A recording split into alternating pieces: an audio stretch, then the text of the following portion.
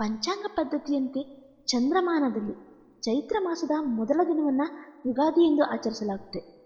ಯುಗಾದಿ ಎಂಬುದರ ಅರ್ಥ ಯುಗದ ಅಥವಾ ವರ್ಷದ ಆದಿ, ವರ್ಷದ ಆರಂಭ ಅಂತ ಕರೀತೇವೆ. ಇದನ್ನು ಶಾಲಿವಾಹನ ದೊರೆಯು ವಿಜಯ ಪಡೆದ ದಿನ ಅಂತ ಕೂಡ ಹೇಳಲಾಗುತ್ತೆ. ಹೀಗಾಗಿ ಪಂಚಾಂಗ ಗಣತಿಯಂತೆ ಈ ದಿನದಂದು ಆರಂಭವಾಗುವ ಹೊಸ ಸಂವತ್ಸರದ ಗಣತಿಯನ್ನು ಶಾಲಿವಾಹನ ಶಕೆ ಅಂತ ಕರೆಯಲಾಗುತ್ತೆ. ಪುರಾಣಗಳ ಪ್ರಕಾರ ಯುಗಾದಿ ದಿನದಂದು ಬ್ರಹ್ಮದೇವನು ಬ್ರಹ್ಮಾಂಡವನ್ನು ಸೃಷ್ಟಿಸಲು ಆರಂಭಿಸಿದನು ಅಂತ ಹೇಳಲಾಗುತ್ತೆ. ಅದಾದ ಬಳಿಕ ಬ್ರಹ್ಮನ ಸಮಯವನ್ನು ತಿಳಿಯಲು ವರ್ಷಗಳು, ತಿಂಗಳುಗಳು, ವಾರಗಳು ಮತ್ತು ದಿನಗಳನ್ನು ಸೃಷ್ಟಿಸಿದನು. ಆದ್ದರಿಂದ ಯುಗಾದಿಯ ದಿನವನ್ನು ಬ್ರಹ್ಮಾಂಡದ ಸೃಷ್ಟಿ ಪ್ರಕ್ರಿಯೆ ಪ್ರಾರಂಭವಾದ ಪ್ರಾಥಮಿಕ ದಿನವೆಂದು ಪರಿಗಣಿಸಲಾಗುತ್ತೆ.